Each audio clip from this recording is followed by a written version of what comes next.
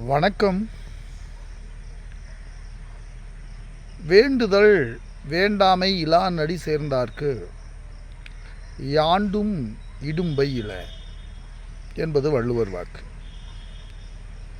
வேண்டுதல் வேண்டாமை இலான், அதாவது இறைவன் ஒருவர் சென்று தனக்கு இதை கொடு என்று கேட்பதனால் அவன் அள்ளி அள்ளி கொடுத்து விட மாட்டான். அவ்வாறு அவன் கொடுத்தான் என்றால் அவன் இறைவனாக இருக்க மாட்டான். ஒருவர் எதையும் கேட்கவில்லை என்பதற்காக அவர் கொடுக்காமல் இருக்க மாட்டார். அவ்வாறு அவர் கொடுக்காமல் இருந்தால்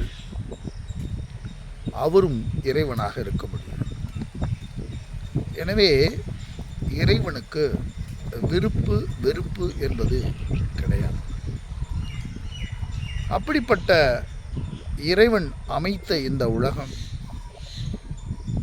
எப்படி விதிவசத்தால் என்னை ஆட்படுத்தி கொண்டிருக்கிறது என்று சொல்ல முடியும்.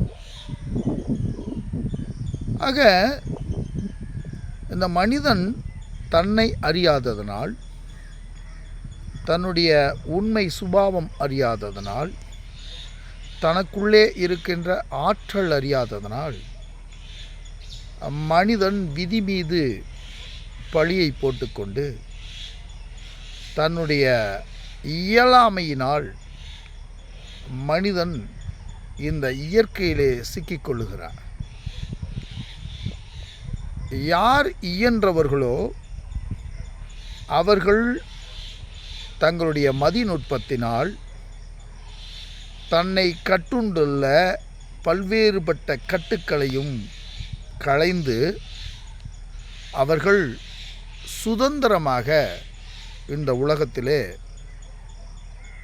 அவர்கள் திரிகிறார்கள். ஆக இந்த உலகம் என்பது அறிவுக்கும் அறியாமைக்குமான ஒரு போராகத்தான் இருந்து வருகிறது. அறிவு நுட்பம் படைத்தவர்கள் இந்த உலகத்தை, அதாவது விதியை தனக்கு சாதகமாக்கி கொண்டு அவர்கள் விடுதலைக்கு இந்த விதியை பயன்படுத்தி கொள்கிறார்கள். ஆனால் மதிநுட்பம் குறைவாக உள்ள நபர்கள் விதி மீது பழியை போட்டுக்கொண்டு எல்லாம் விதிப்படிதான் நடக்கிறது என்று தனக்குத்தானே ஒரு சமாதானத்தை ஏற்படுத்தி கொண்டு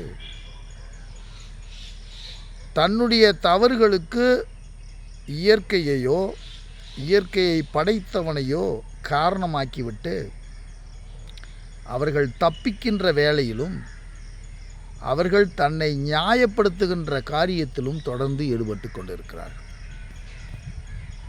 அது தவிர அவர்கள் ஆதலும் அடைதலும் என்ற வேறு ஒரு முயற்சியிலும் அவர்கள் தவறுதலாக ஈடுபட்டு கொண்டிருக்கிறார்கள். இந்த அறியாமை மேலோங்க ஓங்க நாம் பிறரைப் போல ஆவதற்கும் பிறர் அடைந்ததை தான் அடைவதற்கும் முயற்சியை தொடர்ந்து மேற்கொண்டு வருகிறார்கள்.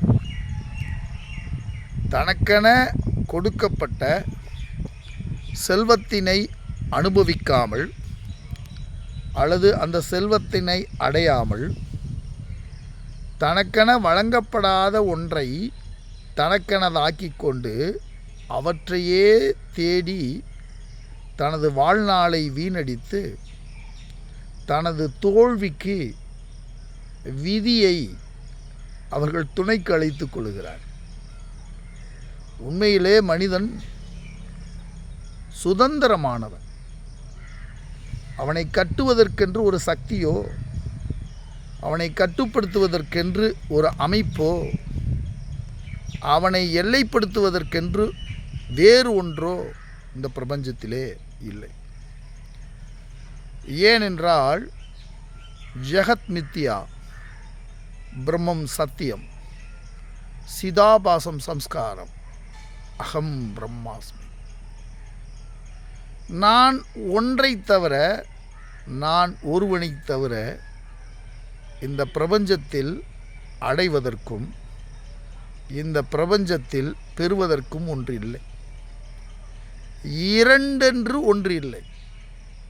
இந்த உலகம், இந்த பிரபஞ்சம் இரண்டற்றதாக இருக்கிறது. இந்த காணுகின்ற பொருட்கள் எல்லாமே, நாம் வாழுகின்ற வாழ்க்கை எல்லாமே, நம்மை சார்ந்தது எல்லாமே இருப்பது போல் இருக்கிறதே ஒழிய உண்மையில் அவை இருப்பாக இல்லை. இவையெல்லாம் இந்த ஆதாரப்பொருளான இருப்பின் சாரமாகத்தான் இருக்கிறது. அந்த இருப்பின் மேல் கற்பிக்கப்பட்டுள்ளது. வெறுமனே இந்த உலகம் வெறும் நாம ரூபங்களால் நிரம்பி வழிகிறது. நான், எனக்கு நானே இன்னொரு நானை நானே சுமர்த்தி கொண்டிருக்கிறேன். அந்த நான் வாழ்வதாகவும், அந்த நான் நிலைத்திருக்கப் போவதாகவும், அந்த நான் புகழ் பெறப்போவதாகவும், அந்த நானே நான் என்றும் நான் தவறுதலாக புரிந்து வைத்திருப்பதனால் இந்த உலகம் பல்வேறுபட்ட துன்பக்கூடமாக தோற்றமளித்து கொண்டிருக்கிறது. உண்மையிலே இந்த உலகம் ஆனந்தமயமானது. நம்முடைய அறிவின் சுருக்கத்தினாலே, நம்முடைய அறிவின் தெளிவின்மையின் காரணத்தினாலே இந்த உலகம் ஒரு சிறைக்கூடம் போலவும், இந்த உலகம் தன்னை வளரவிடாமல் தடுக்கின்ற ஒரு மாய உலகமாகவும் நமக்கு தோற்றமளிக்கிறது. அந்த தோற்றத்திற்கு என்ன காரணம் என்றால், நமது மனதிற்குள்ளே இருக்கின்ற சிதாபாசம் என்ற ஒரு அமைப்பு தான்.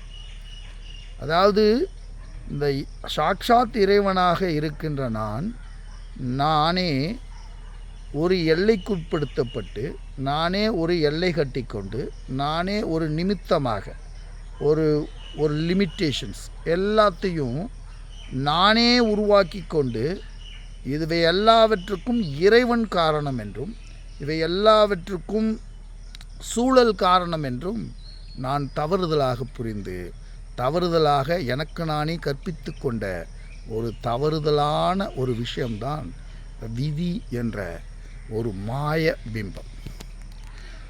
ஆக தன்னை பற்றிய அறிவும், தன்னை பற்றிய தெளிவும், தன்னை பற்றிய உண்மையும் ஒரு மனிதன் அடைந்தால் இந்த அனைத்து கட்டுக்களிலிருந்தும் அவனால் விடுபட்டு வெளியே சுதந்திரமான மனிதனாக அவன் வர முடியும்.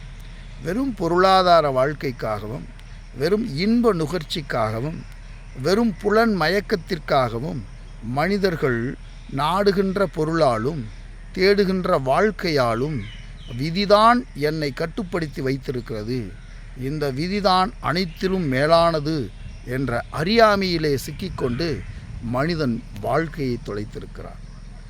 நம்மை போன்ற யோக முயற்சியிலே ஈடுபட்டிருப்பவர்களும் அதையே உண்மை என்று நம்பி, அதிலும் ஏதோ சாரம் இருக்குமோ என்று மயக்கமுற்று நாமும் அதுபோலேயே சிந்தித்து கொண்டிருந்தால் தன்னை அறிவது எப்போது? தன்னிலிருந்து விடுதலை அடைவது எப்போது? எனவே வாழ்க்கையை வழிநடத்தி கொண்டிருப்பது நமக்குள் இருக்கின்ற பிரகாசமான, சுயம் பிரகாசமாக இருக்கின்ற அறிவு சுரூபமான அந்த இறைப்பொருள்தான். அதுதான் அறிவு, அதுதான் மதிகொண்ட வாழ்க்கை. நன்றியும் வணக்கம்.